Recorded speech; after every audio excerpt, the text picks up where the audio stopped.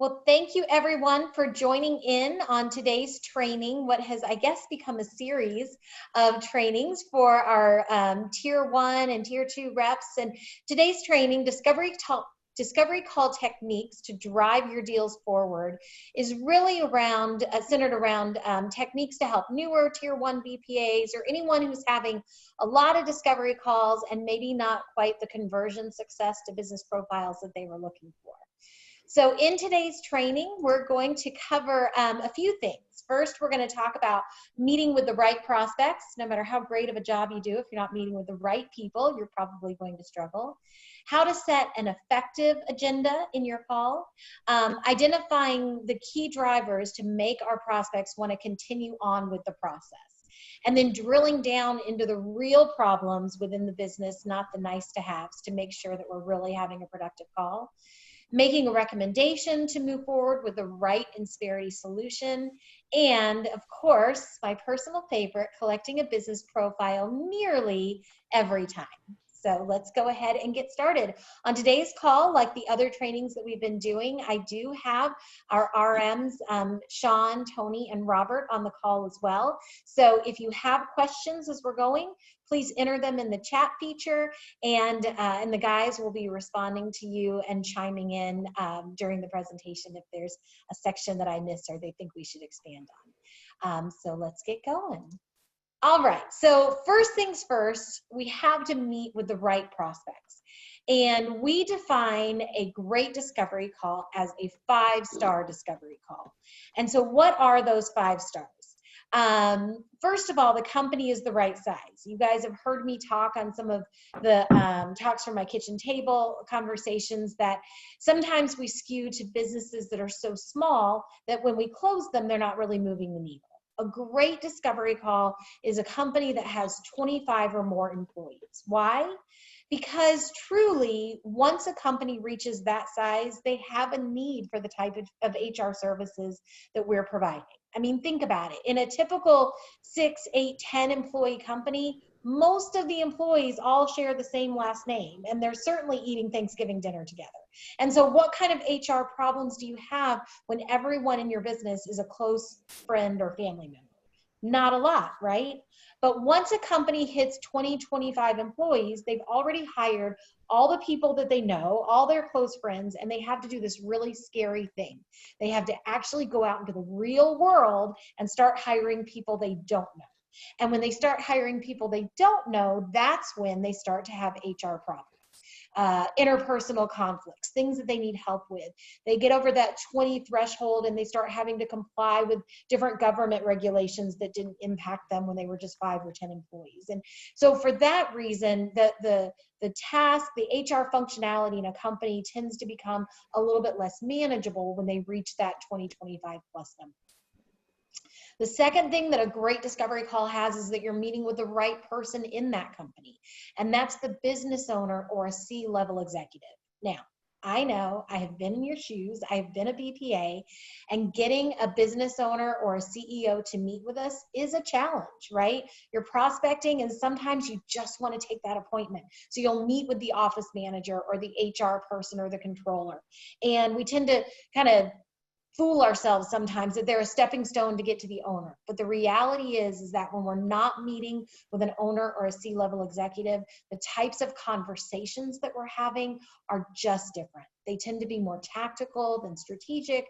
They tend to be about saving money and doing the stuff that they don't want to do. And they rarely advance to the type of conversation, the type of call that we need to have that drives the deal forward. The third thing is the company is currently offering benefits. Now, that's not a hard and fast rule, but we know that a company that is already providing benefits to their employees is investing in their people, and they've already spent that money that we can then reallocate to the Insperity benefits model. When you meet with a company that's looking to add benefits for the first time, depending on how serious they actually are, they may or may not have actually priced it. They may or may not have actually budgeted for it. And our experience tells us that a company that is adding benefits for the first time and is going to pay several $100s per employee per month to add on benefits may not be well prepared to add another couple $100s a month for Insperity's HR solution. It's in an industry that we can work with. Now, that's expanded because of WX, but we want to look for businesses that are in the right industries, especially if we're pursuing it as a WO deal, because certainly certain industries we just can't write.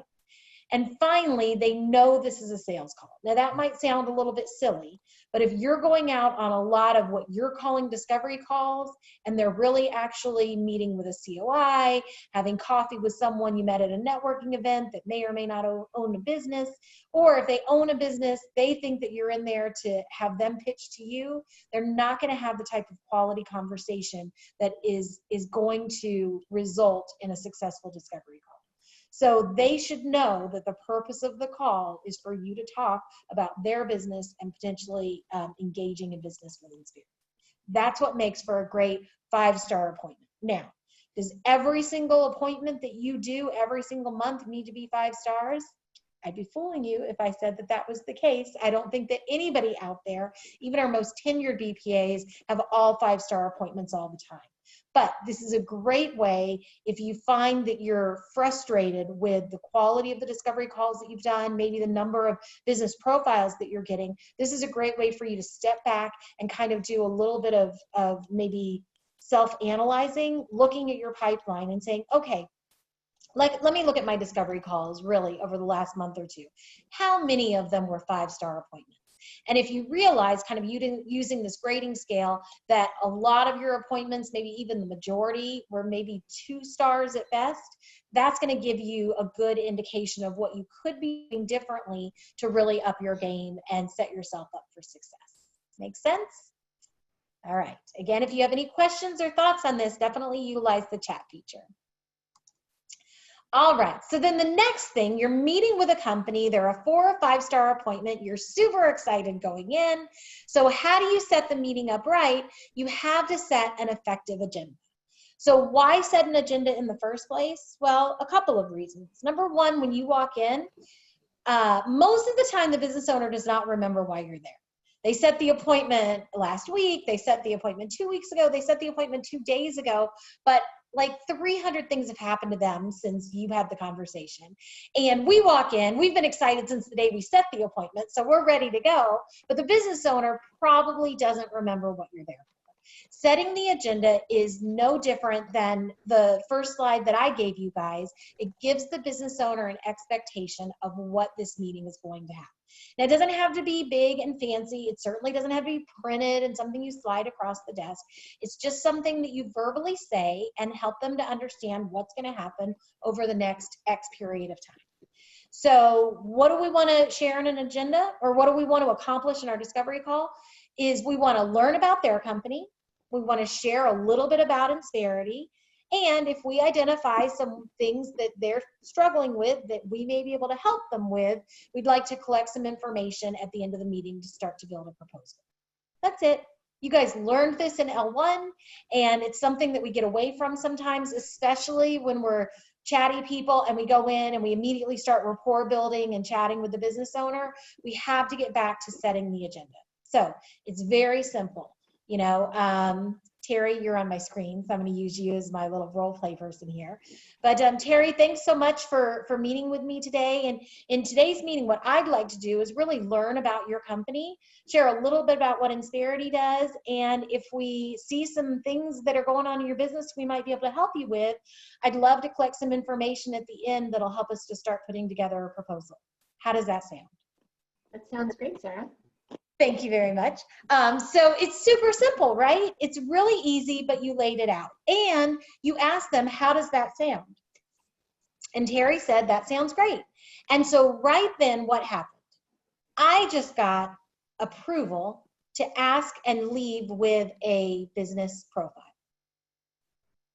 All I have to do is make sure that I find some things in our conversation that Insperity can help with. Because Terry already said, yes, that sounds great. You can collect some information at the end of the meeting and I'll start to put together a proposal with you. And then finally, we want to confirm how much time we have. Oh, and Terry, I know when we initially set this appointment, we'd set aside 45 minutes. I just want to confirm, does that time still work for you? It'll be close, but yeah, we can make that work. Okay, fantastic. And then we have an obligation to keep an eye on our time. So has anybody out there ever had a great 3-hour meeting, 2-hour meeting? Okay, so poor Terry, she raised her hand. I'm going to say, no, you didn't. I think that I think that sometimes we think we had a great 3-hour meeting, but the reality is that when we walked out, more likely than not, the business owner was something along the lines of, oh my God, that just ate up my entire afternoon. Because no one walks into a meeting with us expecting to have 3 hours, right? And so when we confirm the time, we have to stay on that. Now, it doesn't mean that the client can't give us more time. If Terry and I are having a great conversation and I've set aside some time at the end to pick up the business profile, so about 35 minutes in, I'll say, hey, Terry, I know we're having a great conversation. We've already, talked about a lot of things that I think we can help you with. And I know we wanted to put together some information to start on the proposal, but you did have a hard stop at, 2:45. Are we good to continue going, or should we schedule a follow-up to continue our conversation? Now, Terry may say, you know what, actually, this is a great conversation. Let me email my next appointment and let them know I'm going to push. That's absolutely fine, because that's the client making the choice to continue the conversation. But we have to recognize, even if we're having the best conversation in the world, that the client gave us X period of time and we should stick with that. So what's an ineffective agenda? An ineffective agenda is no agenda at all, where we walk in and we see the USC sign on the, on the wall or whatever, and we start talking about USC, and then they start talking about their business, and then we're off to the races and we're talking about stuff, and we've never set any kind of an outline to formalize what we're hoping to accomplish during that call.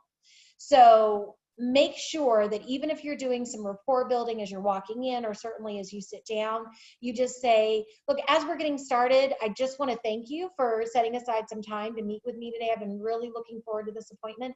Here's what I'd like to accomplish in today's call. And then you just go into it.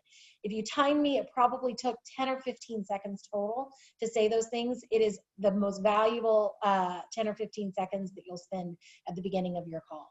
Now, sometimes a client might say, no, why don't you tell me about Insperity first, and then I'll tell you about my company. I find that that happens very rarely, but it's really the only objection I've ever gotten to the agenda. And when that happens, I oftentimes feel it's because the business owner seriously does not remember who Insperity is or what we're doing there. And so instead of them embarrassing themselves by saying that, they're like, no, you tell me about you, because they're trying to jog their memory about what you were actually there for. So in that case, I'll give a very short snippet on Insperity. I usually sort of tell the Paul story of how he got started and what Insperity is meant to do, and then I'll quickly convert it over to, does that make sense? Let's ask some additional questions. Terry, you don't have to defend yourself. I'm teasing you. That's good. That's really good. I appreciate you. All right. So key drivers. Key drivers is an Insperity term, but you can call them anything you want. 3 problems in the business, 3 challenges in the business, 3 critical business needs. I never say key drivers to a business owner because that doesn't make sense to him. He has business problems, right? And so, so a key driver is just any of those things, though. So what is the difference between a true problem, a true key driver, and a want to have or a nice to have? Well, in a true problem in the business owner can tell you what the impact is on the business. If it's a problem for the business itself, if it creates a problem for the employees, if it creates a problem for his productivity, if it creates a problem for his finances, if it creates a problem for his culture, he should be able to talk about it in terms of what the problem does for his business, not just, well, yeah, it sure would be nice. Right? Because something that's nice to have, people most often don't bother to do. So we have to drill down deep enough to know the difference between the problem and the nice to have. And so why do BPAs sometimes not drill deep enough? So there is this thing that I call the BPA belief trap. You guys, most likely, I hope. If you don't, we should talk about it. Believe that Insperity is the single greatest thing that a business owner can do for his business, right? You probably felt that way at the interview when you heard or learned about what Insperity does. You most certainly drank the Kool-Aid and believed it when you went back to L1 and L2. You absolutely believed it when you've heard senior people in the office talking about their success stories, or talk to service people about success stories, or had your DM talk to you about success stories. This is the BPA belief trap. What happens is when we hear the business owner explain something that is a problem in his business or a nice to have in his business, we immediately jump to, oh my gosh, Insperity can help you so much. This is going to be so amazing. I have a problem. And then you stop. When instead what we need to do is drill down and make sure that's truly a problem.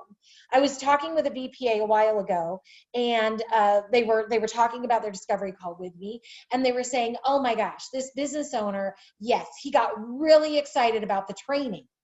He needs training. And I said, oh, well, tell me about that. What kind of training does he need?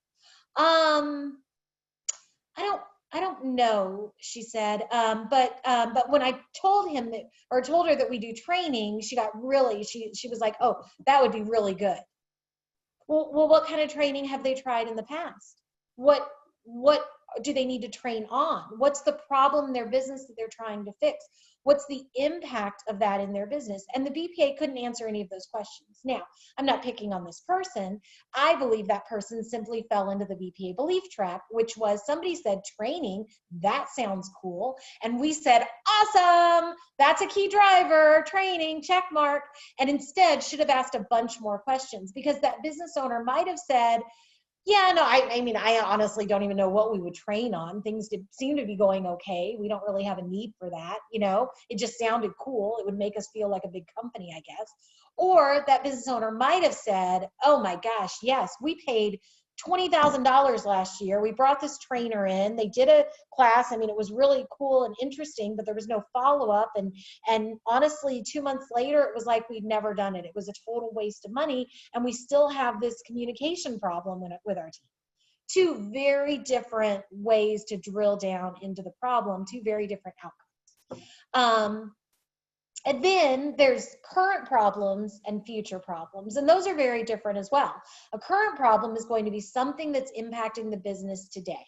It's holding them back, it's creating challenges, it's costing them money or time or what have you, versus a future problem. That could be based on where the company is going, what they're trying to accomplish in the future, and what do they see as potential roadblocks to get there.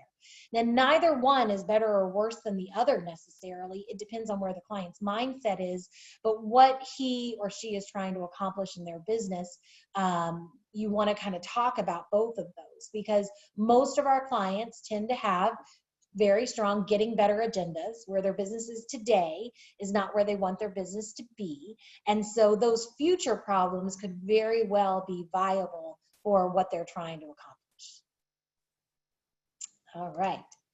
So drilling down into the real problem, how do you do that? So the first thing I would recommend is just use your natural curiosity. When someone says, gosh, they have a problem with, they know that they have a problem with their culture. Well, what does that mean, right? That could mean 100 different things. Your natural curiosity is going to ask them more, right? Tell me more about that. Tell me what you mean by that.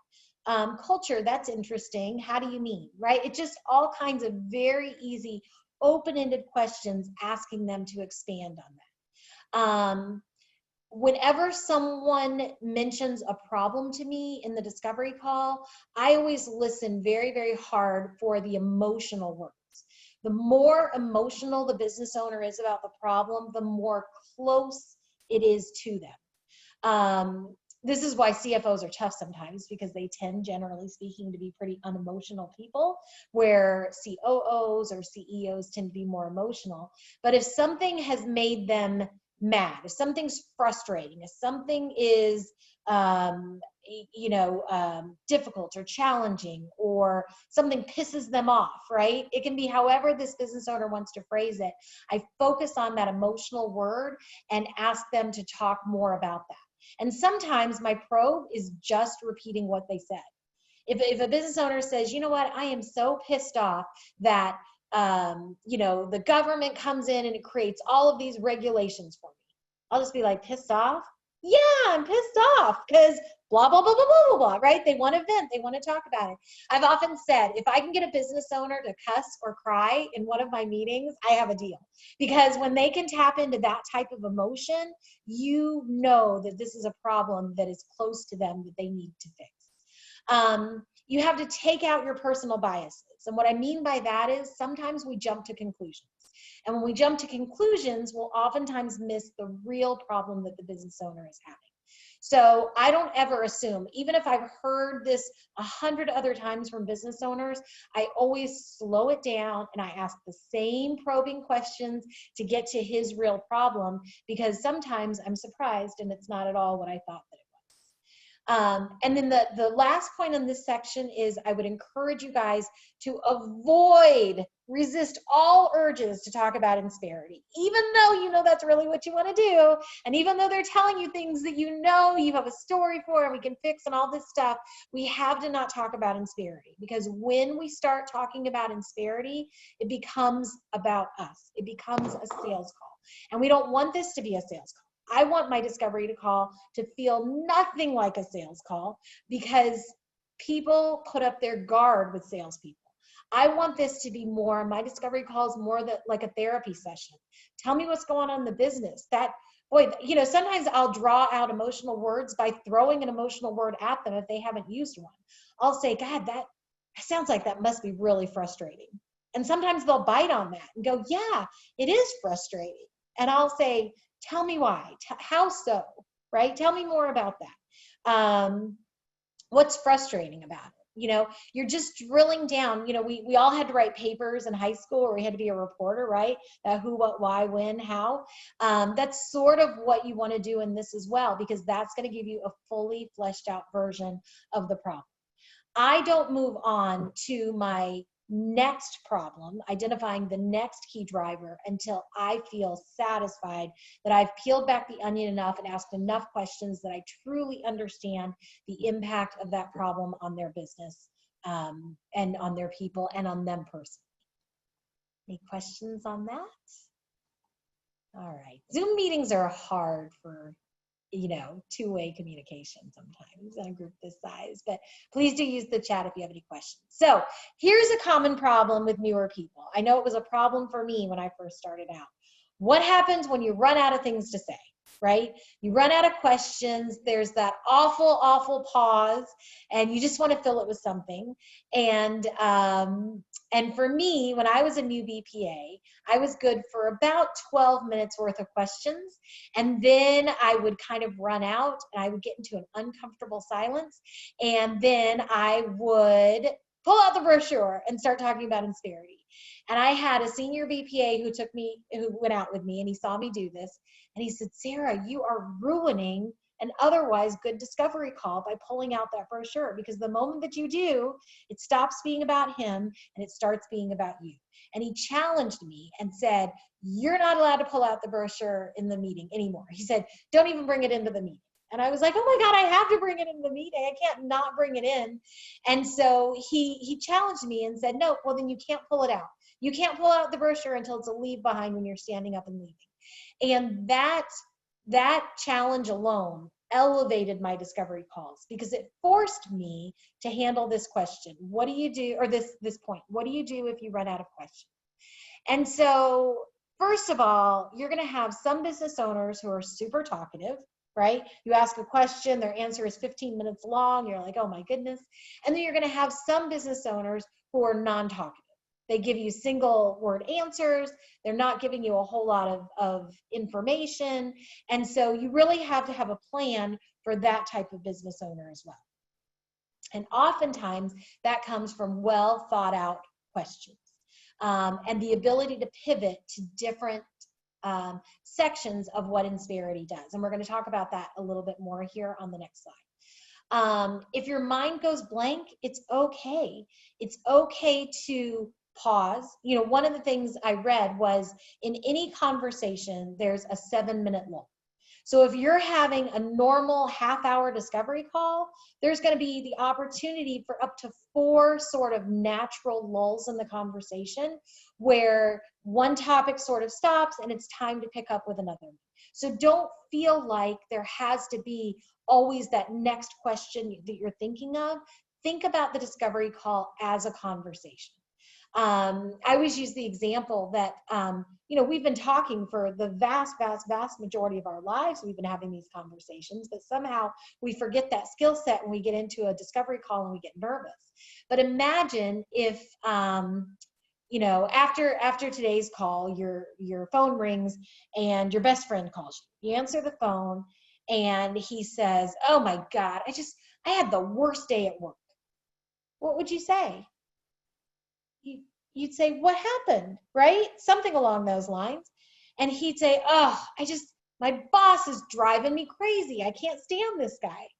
You would say, "What'd he do?" Right? You know, and so each question, I mean, each thing that your friend told you, you would ask a question to clarify. At some point, you might give a little bit of advice. But if he was calling to tell you about a problem that he had at work, you would have no problem coming up with how to respond. And your responses would be based on what your friend just said. But we get in discovery calls, and I've seen newer BPAs do this. And I did it myself when I was new. Oh my gosh, I think he's about done with what he's saying. What am I going to ask next? What else do I have? Where's my next question? Instead of being an active participant in the conversation, listening to what the business owner is talking about, and then asking a question about something that doesn't make sense or something that confuses you. Or, gosh, that sounds like a big problem. How is that impacting the business? Boy, that sounds like that's pretty significant. I can understand why you're upset. What changes have you had to put in place as a result? How are you handling that? What have you tried to fix that already? Right? Any type of probing question to get down to it, your mind doesn't need to go blank, because I promise you, you have been practicing for this since you were about 1.5 years old and could form an entire sentence. You have been practicing to have these conversations. So knowing that you can pivot to other topics, having a lot of the questions that you want to ask internalized so that you're ready for it, taking a deep breath and relaxing and knowing that those natural lulls are going to happen and they don't need to stress you out. And remember, you don't want to pull out the brochure or any other marketing stuff until you have at least 3 problems that you know are problems and not nice to haves, because you've delved into them and you've asked enough questions that that business owner has proven to you through his words and explanation that those are real problems to him and his business. But it's easy to talk about the questions that you want to ask. Where do those questions come from? So here's an exercise that I would encourage you guys to do. You can do it with a couple of people in your office that are in the same situation with you. If there's a DM on the call, you might want to do this as an exercise on your team. So this is the most current version of our co-employment wheel. And I use co-employment wheel instead of the WX wheel because asking the probing questions around WO helps to show whether it's a WO or a WX fit. Each one of these sections, you can actually create 2 or 3 or 4 different probing questions, open-ended probing questions that you can use to either start off your conversation or pivot to another topic when you kind of run out of peeling the onion on the first one. So let's take one and do it together. So very top of the page is recruiting and outplacement support.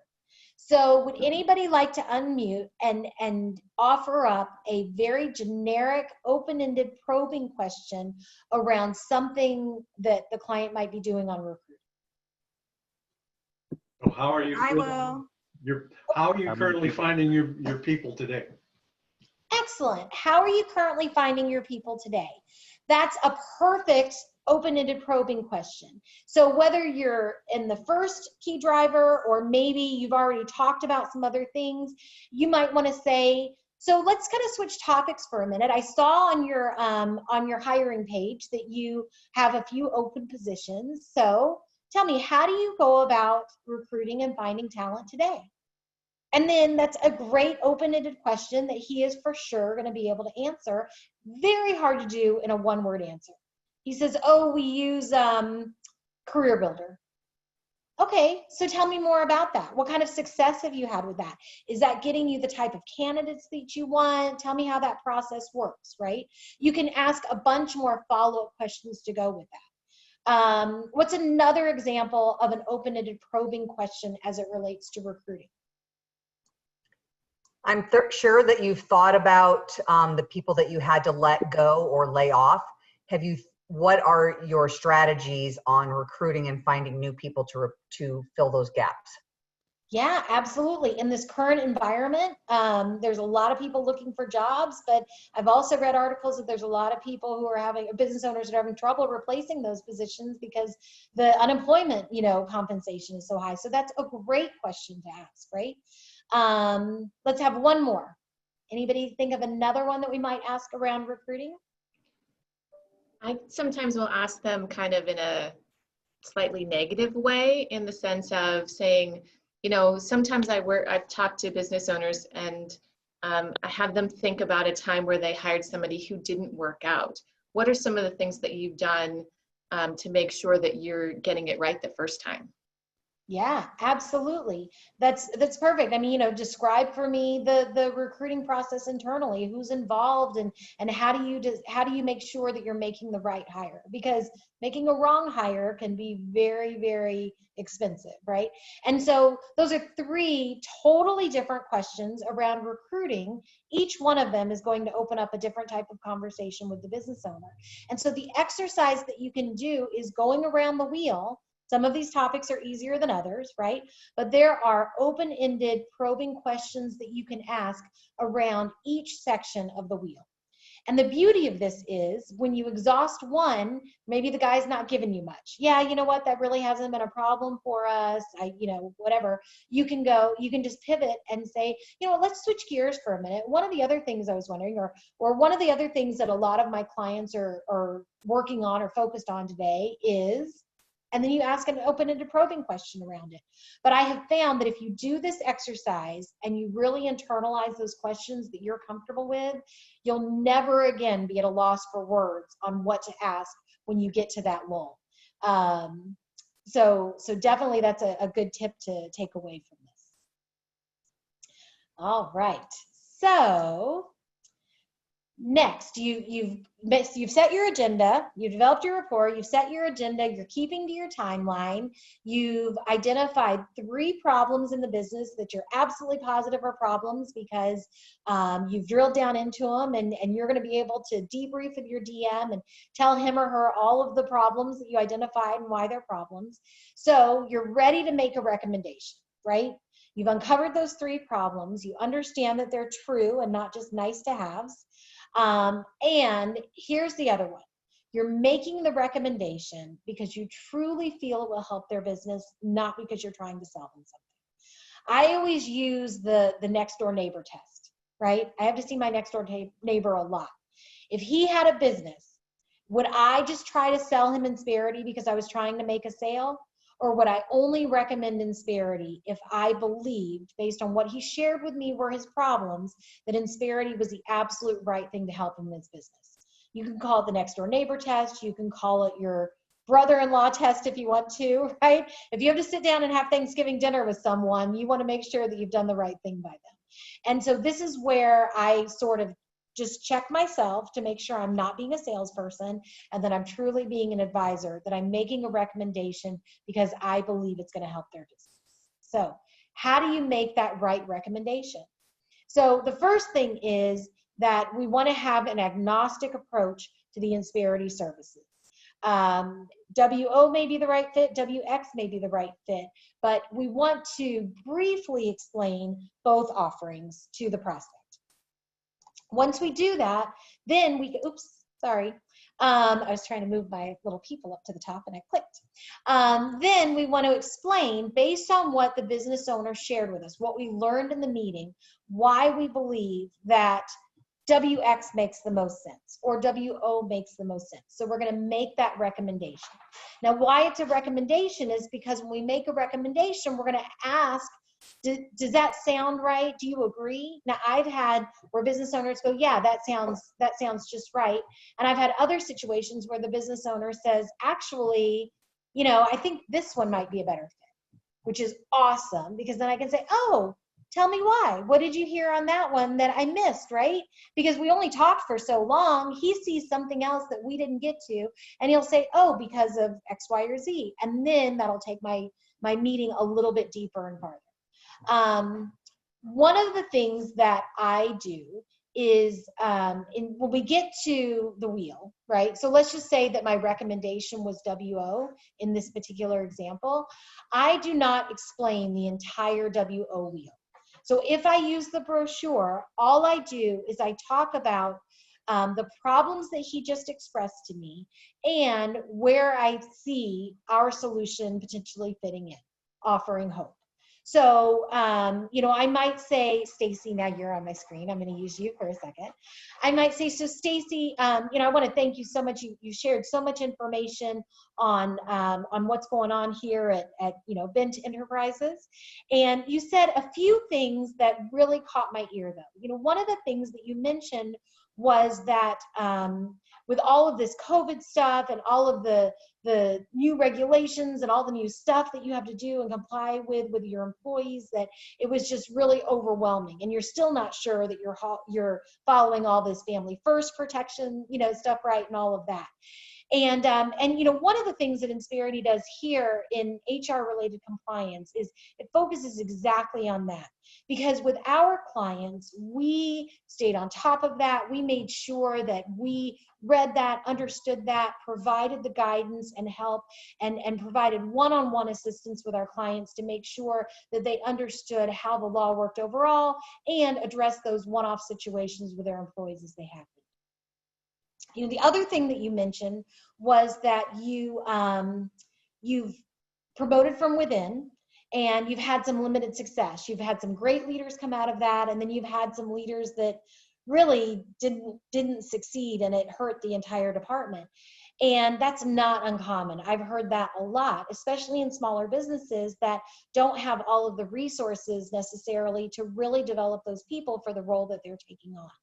And one of the ways that Insperity helps our clients with that is down here in training and development. When you identify even a future leader in your organization, your performance specialist can put together a plan that will help to develop that person before they even step into the role. And then, of course, provide support and help for that individual so that they can be an effective leader on their team and succeed, not just for their own personal success, but obviously the success of your company. And then the third thing that you mentioned was that you've had to downgrade your medical package over the years, that's been frustrating, but just to contain costs is necessary. And that's one of the greatest things about the co-employment model is we're able to aggregate all of our clients together. It gives us tremendous buying power in the market. And here under benefits plan sponsorship, we're able to provide true Fortune 500 level benefits to your employees, a full comprehensive benefits package at much lower rates than you can buy in the open market. And best part is that we're able to contain those in low single-digit increases year over year. So you will never again have to stress about taking something away from your employees just to make it affordable. Okay. Wow, Sarah, that sounds great. The HR compliance piece alone, especially right now, is just overwhelming me, and I'd really like to work on my business instead of in it, and helping to my staff, knowing who to advance in their career and move into management and who not to. That would be a great help. Awesome. Well, it looks like we have just about 10 minutes left in our time. And I know we said in the beginning, if we identified some things that you may need some help with, we should put together a proposal. 10 minutes is just about enough time for me to collect everything I need. In fact, most of the information I need to collect is right on your payroll register. And then I would go right into collecting the business profile. right? So you'll notice I didn't talk about employment administration or liability management, or go into how we're going to do culture surveys and this and that, and you know, performance reviews and all of that, because Stacy and I in our discussion didn't talk about any of that stuff. If you've ever had a discovery call where at the end you've gotten feedback, something along the lines of, yeah, I mean, we're just a little company. This sounds like probably more than we need, but it sounds like it'd be great for like a bigger company, right? Or something along those lines. You've created that objection by going into way too much detail on stuff that's not important to them. The reality is that Insperity's service model is kind of like the all-you-can-eat buffet. There's 300 items on that all-you-can-eat buffet when you go in there. How do they stay in business? Because they know no one goes in and eats all 300 items, right? They have it all on there so that they are attractive for the masses, but they know that you're going to go and fill up your plate on the 3 or 4 things that you're craving that day. And the next person is going to come along and take those other 3 or 4 things. All we want to talk about are the things that that business owner is hungry for. And you've learned those things in the beginning of your discovery call as you've talked about their problems. Now, as we get, Stacy, I'll get to you in just 1 second, I see. As we get a little bit farther on in the process, as we get to our value development call, as we get further on, we absolutely want the client to understand the depth and breadth of our services. But in the discovery call, my goal is to walk out of that thing with a business profile. And my best chance of doing that is by making sure that I am enticing them, waving under their nose the best, you know, sliced prime rib that they might want if that's the thing that they came to the buffet for. And I'm not going to talk about the 28 items on the salad. Okay, Stacy, did you have a question? More so, I've done that where because obviously I'm new, gone through all of those. And at the end, although I did touch on the problems, I gave them so much more information that they flat out said, I don't need all that. Can I just pick and choose which one I need? And then trying to go back and backpedal is not a happy thing to do. So I really, really like picking the 3 things and only talking about the parts on the wheel that are applicable to the problems that you identified, you know, speaking with them. I mean, if there's 4, great, but thank you very much for that. Yeah, absolutely. And the amount of detail that I went into is really all I do in a discovery call. That's the difference, you know, when we talk about offering hope versus kind of talking too much about our solution. Again, as we go through the process, are we going to talk about solutions? Absolutely.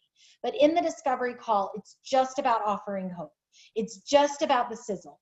And so I might tell a quick story on how we helped a client with something like that. I'm going to talk really high level, giving an example of how we might solve their problem, but I'm not going to go too deep into it because remember, all I'm trying to do is finish my agenda. I'm trying to show them how their problem and our solution match up, and then I'm going to move right into collecting my business profile. All right, now we're going to get into business profile collection here in a couple of minutes, and I recognize in our current environment, the business profile collection looks a little bit differently today than it does normally, but hopefully things will get back to somewhat normal sooner rather than later, and I want to make sure in this call that I'm teaching you the skill sets for the long term on how to effectively collect the business profile. So that's what I mean when I talk about offer hope, don't sell. And then finally, gain their commitment to move forward with the recommendation. So the next step varies depending on what solution is agreed upon. If you and they agree that WX makes the most sense, the next step is going to be setting up some sort of a demo so that they can see the site, and obviously continuing on with your value development. If the next step is WO, then we're going to want to at least start collecting the business profile, as well as setting up what that next step is going to look like. So the next step might be going out to collect the business profile. The next step might be a demo. It might be that value development call to continue digging into the problems because we ran out of time. But we want to make sure that we're not just making the recommendation, but we're gaining their commitment that that's the right thing that they want, and then setting that next step. There is a direct correlation between the length of time in a sales process and the success of the BPA. I actually did an analysis of all of the BPAs. This is when I was an RM, so this was just the LA region. I did an analysis of all of the BPAs in the region, their average sales cycle, meaning the time from discovery call through signing documents. And there was a direct correlation between the number of deals that a BPA had signed and the number of days that the clients were in their sales cycle. The most common number of days between discovery call and signed paperwork in WO is 28 days, from meeting us to signing paperwork. Isn't that interesting? So it's not the average, because there's all those deals that take longer and they mess up the average. But when you take all the deals that we sign and you look at what's the most common number of days, 28 is the most common number of days. And so that stuck in my head when I was a BPA. And so, so I always tried to run my sales process like that. So I didn't want to leave a discovery call without the next step set, because if it takes me a week or two to get back in front of that person for step 2, I'm running out of time on my 28 days, right? And if you're leaving the discovery call with the next appointment later that week, or the demo set up a couple of days later, or whatever the situation is, I'm much more likely to stick within my 28-day timeline. Make sense? All right. You guys are being so quiet today in the chat. All right. So you know you need to make a recommendation, but which Insperity product do you need to recommend? I will tell you, our numbers show that our BPAs in general believe that WO is the fit the vast majority of the time. Now, I think that's probably because WO has been around longer. We definitely train a lot more on that. There's a bigger focus on WO. But the reality is, if we're not salespeople and we're truly a consultant, we're truly an advisor, we need to look at each prospect individually and make the recommendation for what's the right fit. And so this chart is going to kind of help you to understand how you can sort of ask yourself questions to test which product is the right one for the client. Now, in this Venn diagram, you're going to see that there's this section in the middle. The middle section is what every Insperity prospect has in common. Every Insperity prospect, WO or WX, is going to have a defined getting better agenda. Now, what does that mean? I said it a few minutes ago. Defined getting better agenda is just fancy talk that nobody really understands. It's most of all your prospects. But what it means is where he is not where he wants his business to be. A defined getting better agenda might be that we want to expand multi-state. It might be that we want to double our revenues. It might be that we want to launch a new product line. It might be that we want to grow from, 10% profitability to 20% profitability. All kinds of different things can fall under that. But if the business owner is telling you something like, I've been in business for 15 years. I'm happy with the number of clients I have. No, we're not really looking to grow. Things are good the way that they are, right? That's a good example of not having a getting better agenda. Now, why is that a problem?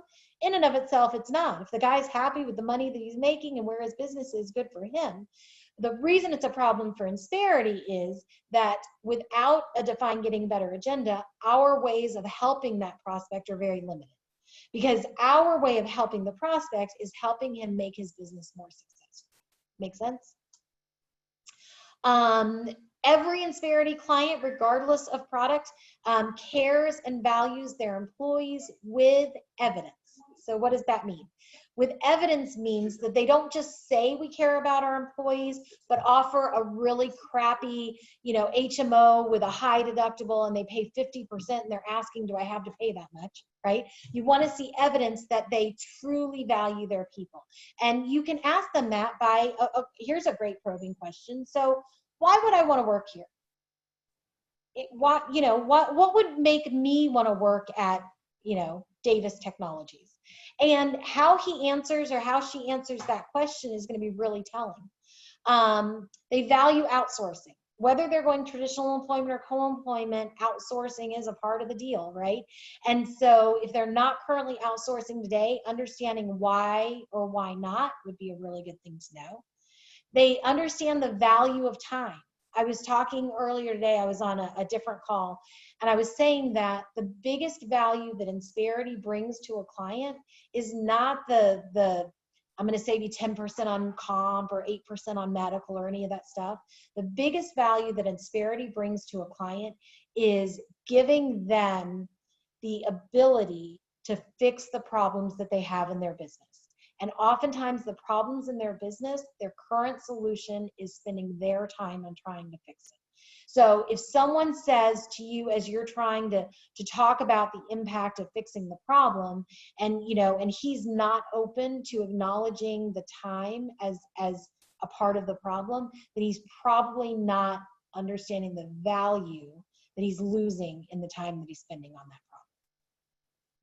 They need to be a premium buyer. Both WO and WX are premium products in their own space. And so looking at that premium buyer sort of mindset is going to be important.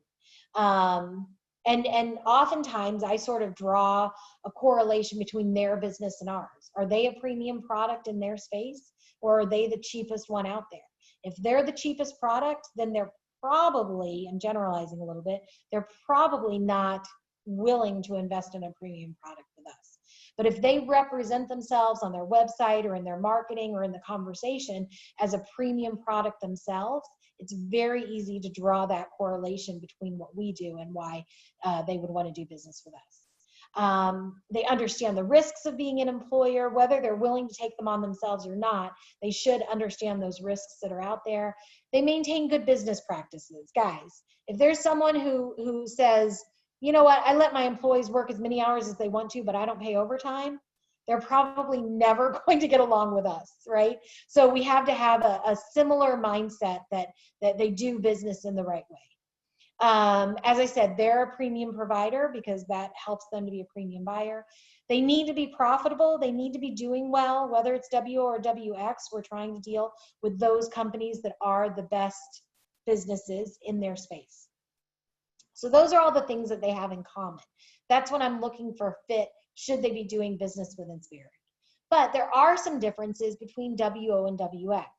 So you'll see them kind of listed out, and they sort of compete with each other on the sides of the screen. So with WO, the client is looking for risk mitigation. He might look at the idea of partnering with Insperity as sort of an insurance policy against liability. He is concerned about being sued.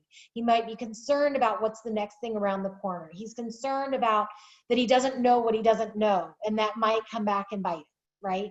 Conversely, with WX, maybe you're meeting with a prospect who's more risk tolerant. He's never known anyone that's been sued. He says, you know what, I'm not worried about that. That doesn't keep me up at night. That sort of stuff doesn't bother me. I feel like we're doing things well, and I don't have a concern with that. It's going to be very hard to get that person to spend the additional money on WO because you're asking him, in essence, to buy an insurance policy that he doesn't believe is a problem, right?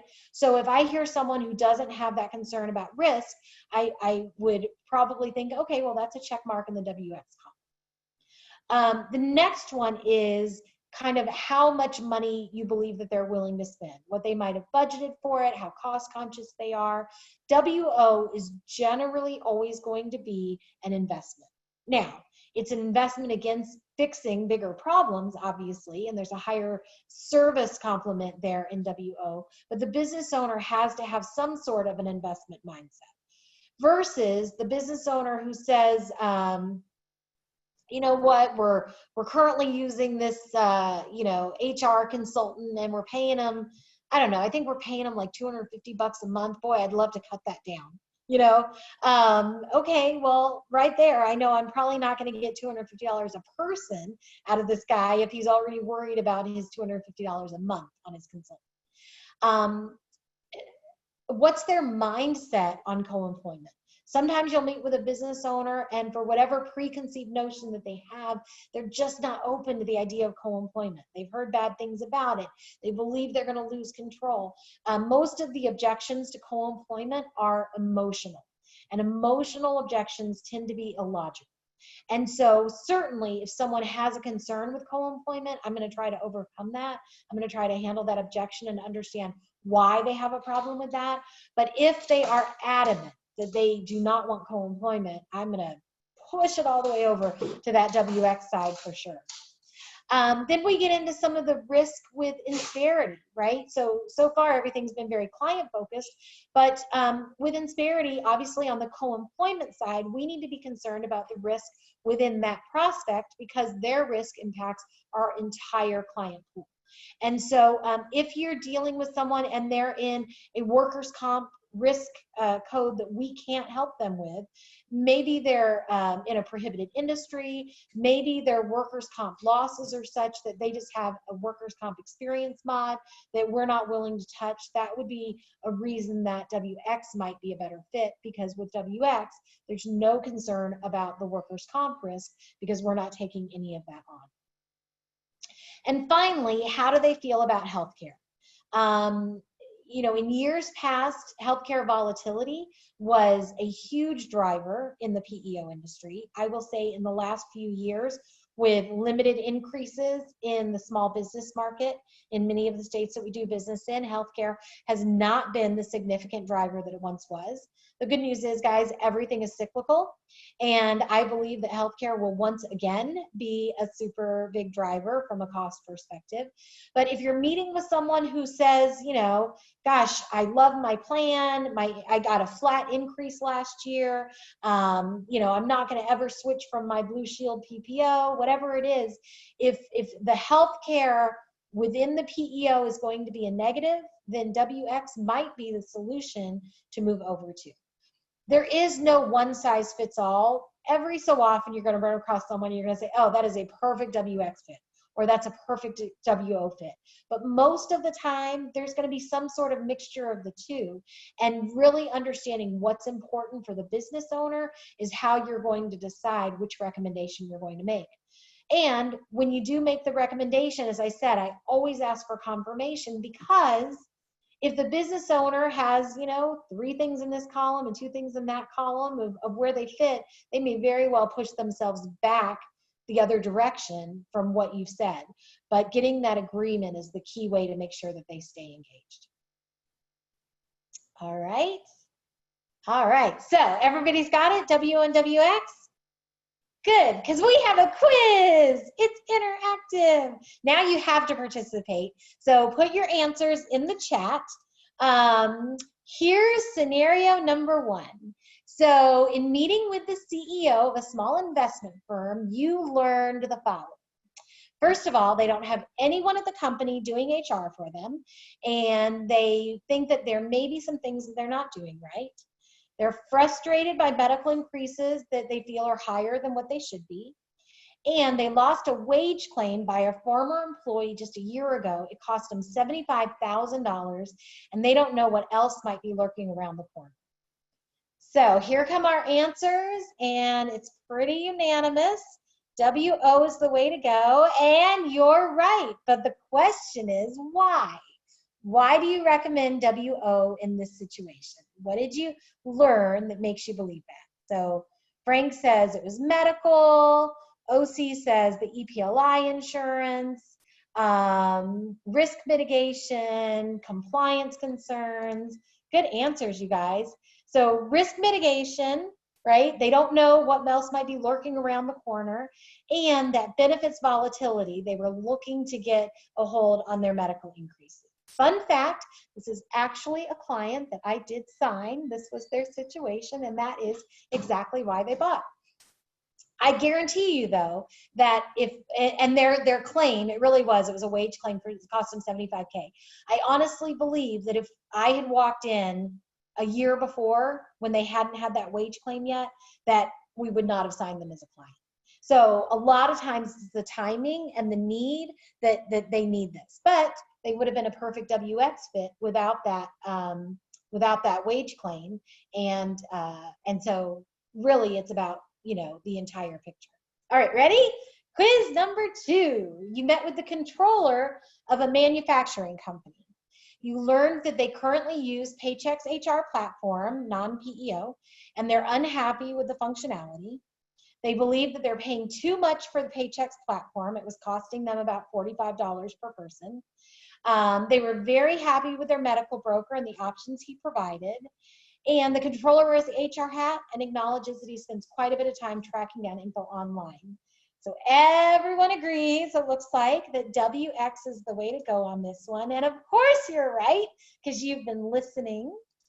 But why? So cost sensitive, absolutely right. They're happy with their broker, not a premium buyer, good answer. Definitely cost conscious. So there you go, cost conscious, and healthcare was not a driver. So this was actually one of the first deals that we sold up in the Portland office. And they not only became a WX client, but I believe they brought on a second company that was a WX fit as well. So great job, you guys. Ready? So now you've met with leadership of a large equipment financing company with 100 employees. Two owners are there. They're both in their mid-20s. You've learned that they have extremely high turnover, more than 100% turnover per year. The owners have told you, though, that that's just the nature of their business, and they don't have a problem with it. They have one HR person who actually came out of their accounting that is complaining about their systems and the lack of structure in HR. She had no HR background before this, and she's doing HR in this 100-employee company. The owners are not happy with, or not unhappy with how things are going, but they hear her concerns, and so they're exploring Insperity because of that, and they're perfectly content with their current benefits. So let's see. So this one actually had a little bit of difference. So some people are saying WO, most people are saying WX, some people are saying WO with Revolution. Interesting. So see, it gets a little bit harder, doesn't it? Because most of the time there is no perfect fit. So I believe that the right answer is WX, but why?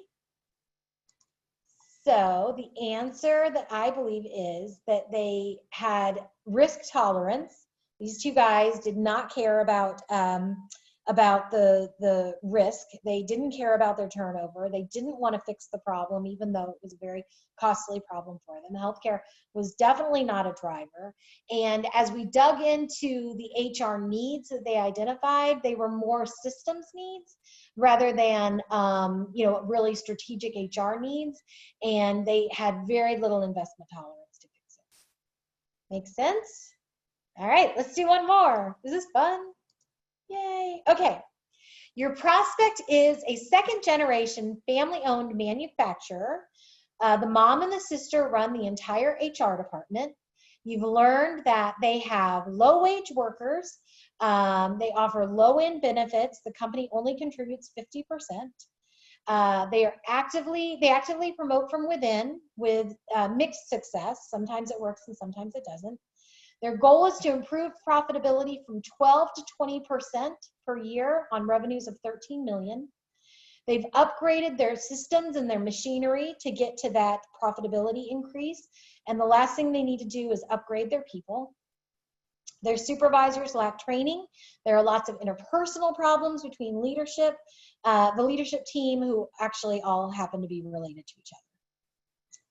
So WO could be WX. Looks like most people are agreeing WO.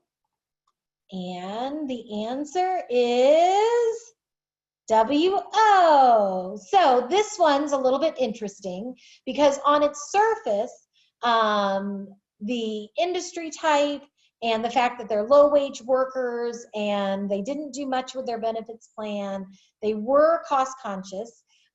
But they needed to, they had a very defined getting better agenda, and they were able very, very easily to attach a quantifiable value to the solution. Moving from 12 to 20% would have been an 8% increase, right, in revenues on $13 million. That means that it was over $1 million a year that they were potentially leaving on the table by not improving their profitability. And they recognized that their people impacted the profitability because they were actually able, they were a 3-shift operation, they had multiple product lines, and they were able to pinpoint the supervisors that were doing a great job versus the supervisors that were not, based on the number of, the amount of product coming off the lines, right? The efficiency of the lines. And so because they recognized that it was their people, they were willing to invest in the Insperity solution. This was a 100-person company when we signed them. They ultimately grew to about 180 employees, and they were a WO client for probably 7 or 8 years. So it's interesting. You have to make sure that you don't have a preconceived notion about a particular industry type or something like that, because on its surface, walking in did not at all look or feel like an Insperity client until we dug into the problem. All right, one more. You were referred into a company that provides mold remediation and asbestos removal. They just won a contract to refurbish a large facility that will provide steady work for 2 years. They pay 100% of benefits for employees and dependents and offer a very rich medical plan. They strongly believe in training and development for their staff and spend about $25,000 a year to do this. And they're very risk averse and view co-employment as a great way to stay compliant. You guys, you didn't even fall victim to my little challenge here. So most people have said the correct answer, which is true, and that is WX. And the reason is because while everything in the description screams WO, the reality is that they cannot qualify for WO due to the type of business that they're in. A business that is 100% mold remediation and asbestos removal is never going to become a client. So Kyle in the comments is actually absolutely right. If they were to subcontract out the mold remediation and asbestos removal, that might be possible. But in this case, it's 100% of their business. So their business would be gone if they subcontracted all of it out. And quite frankly, our safety group would probably still say no. Mark Nemers has a great point, which is, are they possibly in a state that allows us to carve out the workers' comp and keep their own workers' comp? That actually is, I didn't even think about that when I was putting together this quiz. Bonus points, Mark Nemers. Yes, that is absolutely a possibility we should explore if they're in that state. Hey, Sarah, I was gonna add real quick, if I may. Sure. Ironically, we've had 2 of these come up here just in the last couple of weeks, one in Portland and one out of the San Jose office. And one was able to get reversed, and they declined it because they had the asbestos removal on there. And so we reached out to Property and Casualty and said, hey, can we maybe take another look at this? I think they outsourced this. And so the lesson to the team is, if you've met with a restoration type company and the mold remediation or asbestos hasn't really come up in the general conversation, but then our safety team goes to their website and it's a couple bullet points on there, it's going to be an automatic decline. And so don't necessarily give up on the deal. Get with your district manager and see if you can possibly get it reversed. We would need some type of certificates of insurance from their subcontractors to make sure that they actually do have a plan in place to do that. But it's ironic this has come up a couple times here in the last week or 2. Yeah, and we run across these companies, every so often. I think the point on here, and thank you, Robert, that's very good information. I think the point on this, though, is if you're in a call with someone that is going to be more difficult to get approved, a company that is going to be a challenge potentially, is let's not go full steam ahead on WO. Let's position that call that WO is an approval process, and while we can certainly pursue that, I would make the recommendation for, or I would encourage them to think about WX and paint WX as a real possibility to solve some of their problems, remembering that even our traditional employment solution for WX can still help them with training, because there is a training piece in there, right? So they have access to training courses. It can absolutely help them with HR support and help them to stay compliant. And so it's not writing them off just because they can't qualify for something, even if they walk in thinking that co-employment is the way they want to go, especially in this one, it was a referral, right? So if they were referred by a WO client, they may have that preconceived notion in their head that, you know, Steve over there at, you know, ABC company told me that this thing is great. I want what he has. We may need to switch it around and get them excited about one of the other services. All righty. So you guys did great on that. I'm super proud of you. All right. So kind of in closing, so you now have set your agenda. You stuck to your timeline. You've convinced them. That their problems, and by offering hope, we have solutions. And now you're ready to collect the business profile. Now, this is the one page in the slide that I purposely did not change, even though we're in our current COVID environment and collecting a business profile is different, because I do want to talk about sort of the general way that I would collect a business profile. Now, this being said, there are many different ways to collect a business profile out there. If you're having success with your methodology, don't change a thing. But I would say that the goal should be that you're collecting a business profile and when I say a business profile, I mean W or WX. A WX quote is going to count as a BP as well. But if you're collecting a profile, meaning moving people into that step of the process, at least a third of the time, minimum. The goal is 50% of the time, right? So finding a fit 50% of the time to move them forward in WO or WX. And then as you get more and more proficient, moving that number up. The reason being that you don't want to spend your life trying to figure out how to set more and more discovery calls. That's awful. That is a miserable life to stress about setting. Gosh, if I really want to achieve President's Club or Chairman's Club, I need to be setting 20 discovery calls a month. Not really good. But if you can increase your proficiency, and instead of getting a profile for, 2 out of every 10 calls that you go on, if you can bump that up to 3 or 4 or 5 out of every 10 calls you go on, you're going to have a lot more efficiency and a lot more success. So the process that I'm going to outline for you really quick is the process that I was taught and the process that I used. But again, there are many different methods out there. Your DM will share some with you. Your RM will share some with you. This is just the one that I want to share with you because it was very effective for me. And it resulted in my first year, I actually had a 74% discovery call to business profile ratio. Meaning that generally every 3 out of 4 calls I went on, I walked out with a business profile by using this method. So first thing is you've got to set up for the business profile in those first 20 seconds of your call by setting the agenda correctly.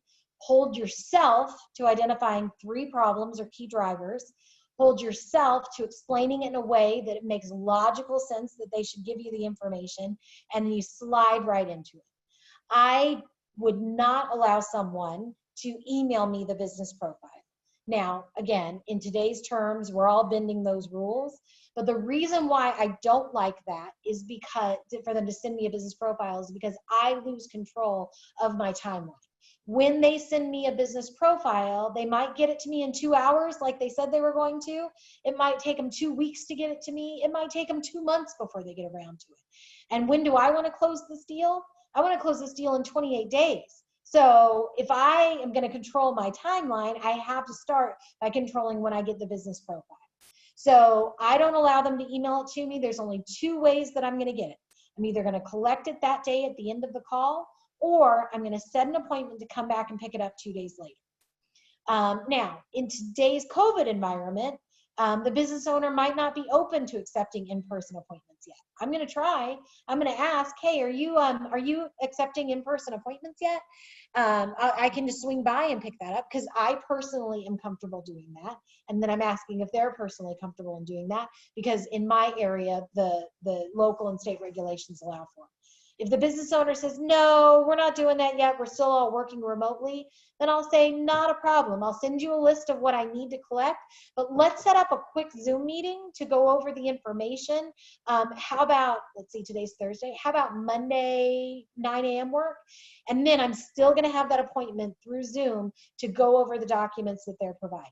Why do I wanna do that? Why do I wanna collect it in person or at least set a Zoom? Because I want to be able to see the documents that they're giving me and then ask any follow-up questions that I need to. How frustrating is it, and I'm sure you guys have all lived through this, when the client emails you the stuff that he thinks you need, you look through it, you realize it's incomplete, you have to email them back and go, hey, thanks for that, but I'm still missing X, Y, and Z. Or I need the last 2 pages of the workers' comp policy. Or gosh, I have your benefits bill, but this summary doesn't give me what I need. And then you start the dreaded back and forth, back and forth, back and forth. And every time you do that, that prospect is losing a little bit more interest in doing it. And so when you meet with them, you know, again, in the real world in person, and they hand you the first page of the workers' comp policy, and you go, okay, oh, this is really good, but you know what? It doesn't have the page with all your discounts on it, and I want to make sure that you get credit for all the discounts that you've earned through your current policy. Can I just grab those last 3 pages of the policy or what have you? It's just, that's not frustrating. That's like, oh yeah, sure, here you go. Or they hand you the benefits bill and it has codes on it and you can't tell who's on the PPO and who's on the HMO. When you're sitting in front of them, you can ask that, hey, I know you mentioned that you've got a PPO and an HMO. Do you know what the coding is and which one would be which? I want to make sure that I get this right and that I put the people, you know, put your employees in the right plans. Much easier to do in person. And so we can do that through Zoom when we set that follow-up meeting. When I'm in person, in front of the person and asking for the documents, so I ask for them in a very specific order. The first thing I ask for is the payroll register. Now, I personally, this is just my opinion, I personally do not like to send the client a spreadsheet to complete because I think that's asking him to do my work for me. And anything that I ask him to do that's going to take his time, there's a chance that he's just going to get busy and not get to it. Even if he's interested, they get busy and they don't get to it. Versus if I make it very easy and I do the data entry work on my side, I'm more likely to get it. So if I'm sitting in front of the business owner, I'm going to say, hey, most of the information I need is on your most current payroll register or your master payroll report if you have ADP. If I could grab a copy of that, that'll give me pretty much everything I need. So then when they give it to me, then I'm going to look at it and I'm going to look for a couple of key things. One, does it have birth dates on it? Which if it's a master payroll report, it should. That's going to give me my ages. I'm going to look to see, can I easily tell the pay rates, right? Because it's either going to have an hourly or a salary amount. And then does it have addresses on it for the employees? Because that's how I'm going to get my home zip code. Again, a master payroll report should have those 3 things. What it's never going to have is job titles. And so I'm going to simply say, oh, this is great. This has pretty much everything I need. Hey, the one thing I don't see on here are job titles. Now, assuming this is kind of our average size client with, say, 20 or fewer people, I'm just going to say, let's run down this list really quick and just tell me job titles so that I can put folks in the right workers' comp code. Everything I ask for, I do a quick explanation of why I need it. Because I feel like on the offense, when I'm explaining why I need something, if it makes logical sense, people tend to just do it. Versus if you ask for something with no explanation and they have to say, why do you need that? And then you find yourself trying to explain it, you're on the defense and it sounds like you're trying to make up for something. So you'll see as I go through this, everything is on the offense. Simple, easy explanation. So then I'll say, hey, I know we talked about your benefits and upgrading those benefits is something you want to do. Can I grab a copy of your most current benefits billing? That'll show me who's on what plan and at what dependent level. Now that makes logical sense, doesn't it? You need to know who's on what plan and what dependent level so you can build that into your proposal. So that makes it easy for them to give me the benefits bill. When you send them a list of what you need and they get that and they're thinking about it, they think, I don't want to give her my current pricing. And so oftentimes we'll get the pushback. We'll get the redacted benefits bill. Or we'll get the, you know what, I just want to see your best price, you know, without providing mine. But when you ask for it in the moment and it makes logical sense, they tend to give it to you. At least that's my experience. Now, as I'm driving back to the office, they may be sitting in their office going, dang it, why did I give her my pricing? I want to see her best pricing. I don't care. I've already gotten the benefit stuff. And then as they're getting up to get that benefits info, I'll say, oh, and by the way, do you have like a new hire packet, whatever you give new employees when they start? And so then their answer is going to be one of two things. They either say, yeah, we do, here you go. And that's great, because that's going to give me not just the benefit summaries, which I need to match up plans and provide to P&R, but it's also going to show me how much they pay towards benefits, like what their funding strategy, their contribution strategy. It's going to tell me what all their ancillary benefits are. Do they have life insurance? Do they have disability? Do they have whatever? It's going to show me how they represent their benefits package to their employees. It's a wealth of knowledge. If they say, though, no, we don't have anything like that, then I get the opportunity to say, oh my gosh, well then you are going to love us. We give all of your new hires a beautiful benefits package, and it really just, it makes you look like such an employer of choice. But in the meantime, what do you show a new employee so they know which benefits plan they want to take? Do you have some sort of like a summary page or something you give them? That's how I ask for the benefits overviews. And then finally, on workers' comp, I never ask for a schedule of operations or a deck page, because business owners really don't know what that is. By this point, all I ask for is, hey, so do you have, again, if I'm in their office, hey, do you have a workers' comp file or a copy of your policy that you can just forward to me, and I'll pull out the pages that I need to make sure that I give you credit for all the different discounts and modifiers that you have on your current pricing. I want to use that to get you the best pricing possible. And by that point, they'll probably give it to you. Now, I go in this order for a very specific reason. Their payroll register, they're going to see more often than anything else. They're going to see it every week or every other week, depending on their payroll frequency.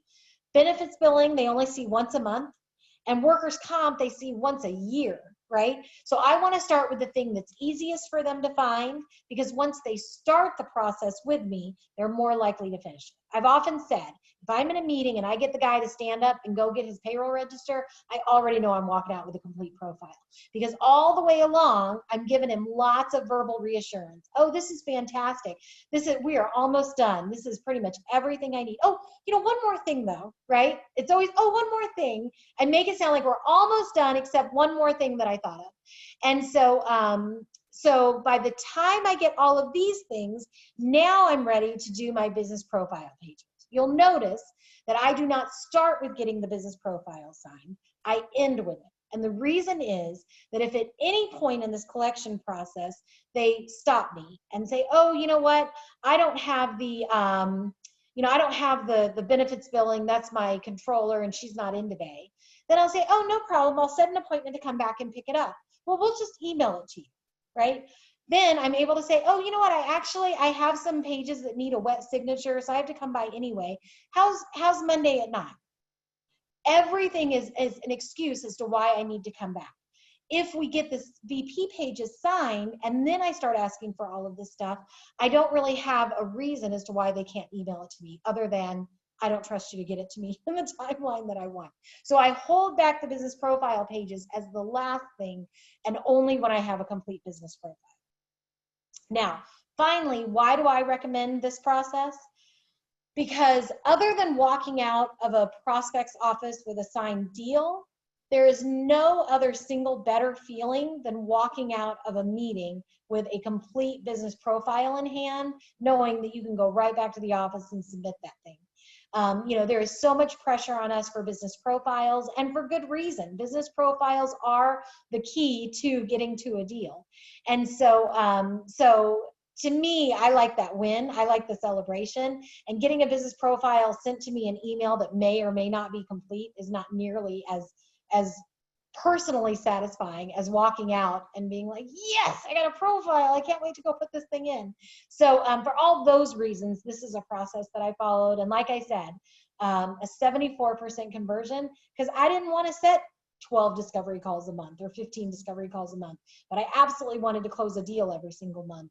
And the BP activity and efficiency is the way to get there. So John Hagan says the Columbo approach. It absolutely is. It's just a Columbo thing. Oh, one more thing. Usually by the time they're getting up to get the benefit stuff for me, they're like, look, is there anything else that you need? And I'll be like, oh, well, while you're up, if you can grab your comp file, that'd be great. And then I really am, almost done, except for the questions. Any questions on that? Again, this is simply one process to do it. many, many years ago, Clay Gascamp, when he was still a BPA, he's a regional manager in Houston now, but he was a very successful BPA, and he'd come out to our office, and I was a DM at the time, and he was explaining his business profile technique, and he pulls out a one-pager that he has all typed up, and he handed one out to everybody, and he says, this is how I collect a business profile. I hand this list to every one of my prospects and say, this is what I need, and they send me everything I need. That wasn't my process, but I'm not going to argue with his results. He was very successful as well. So if your DM has taught you something and it's working for you, if you've come up with a process and it's working for you, more power to you. But use that minimum and expected conversion of 33% minimum, 50% is kind of your target goal. If you're far below those numbers, just look at your process and think about why you're not getting those business profiles or not getting them in a timely basis, and consider working this process into your collection. All righty. All right, well, we're up against our time limit here, and that's good because this is my last slide and it's final thoughts. So hopefully what you have gotten from today's training is, number one, meet with qualified prospects. Even though it's hard to set discovery calls, try not to settle. Don't meet with office managers, HR people, controllers for the vast majority of your discovery calls. Make sure that you're targeting and focusing on those 5-star appointments, and constantly assess how you're doing on that. It doesn't always have to be with your DM. You can do that with yourself, because ultimately it's you that you're accountable to for your success. Genuinely care about your prospect and his business. That's that next door neighbor example, or if you're selling to your brother-in-law, if you're making sure that you're making that recommendation because you care about that person and it's the right thing for them, you can't go wrong with that. Don't quit probing until you uncover at least 3 key drivers with every prospect. If you quit too soon and you've only discovered 1 or 2 problems, it's probably not impactful enough for that business owner to go through the whole process, and certainly not enough for him to buy. But the one thing that I know after doing this for 20+ years is that every single business out there has problems. And all you have to do is ask the right questions to uncover them. And so if you use that kind of probing exercise around the wheel, you're absolutely going to have enough of the right questions to get you to those 3 problems. Don't be a salesperson, be an advisor and make a recommendation, and make sure that you get them to agree that that's the right path to go down. Follow best practices to collect business profiles for increased activity, right? Hold yourself to that 33% minimum, 50% is your target, right? Your efficiency is going to pay off for you in the long run. Get uncomfortable, all right? You have to role play and prepare for calls with your DM, with those other folks in the office. Do not be an improv artist, right? When you go out and just try to wing it with your prospects, you're probably going to be like not a great improv artist. You're going to be like the guy going on stage at 1:30 in the morning, and nobody likes that guy. And then finally, for your own success, debrief every discovery call that you go on with your DM. Getting another perspective, even if your DM was in the call, being able to talk about it, what worked well, what didn't. Debriefing with your DM is going to help you and the DM to see patterns in what's going on with your process, what's working well, what you're doing really well at the vast majority of the time, and also what might be some of the holes in your process. One of the things that I try to teach the DMs to do in these debriefs is to look for patterns. Everybody's going to have a bad call. Guys, I have had more than my share of bad calls. I'm not sitting here telling you that you're not going to make mistakes. Most of the tricks and tips I'm teaching in here is because I screwed them up myself and learned from them, right? But if you debrief with your DM and you look for patterns, if you only have a 10% conversion from discovery call to business profile, debriefing with your DM is going to show you why that is. Maybe you're meeting with the wrong person. Maybe it's because you're meeting with all startups who don't have any money and don't have any real problems, right? Maybe it's because you're key drivers that you're identifying are surface level and you just haven't been probing in enough to develop enough of that value. Maybe it's because you're not setting a follow-up appointment to pick up the business profile and you have a lot of promised ones out there with people that haven't given them to you. It could be any number of things, and one bad call is not going to show you what it is, but looking at them in totality, you know, doing a debrief and being able to look at the last 10 or 20 discovery calls that you've done will show you that pattern and will really, really help you to fix it and move your business forward. So that's what I have for you guys.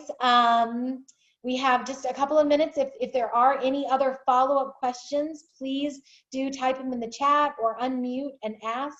But hopefully you found this helpful. Terry, thank you very much for the feedback. I appreciate that. This doesn't have to be the last time that you see this. It will be posted on Sales Coach. So if you wanted to go back through and listen to any particular section on it, or understand something a little bit better, and then this is one of those things to really work on with your DM and to constantly work on improving, because the discovery call is really, in my opinion, where you win or lose the deal, because it is, you know, kind of that crossroads point of whether they're going to engage with us or not. All righty, guys. Well, thank you so much. Have a fantastic afternoon. I think we're done. Bye now. Bye. Thank you.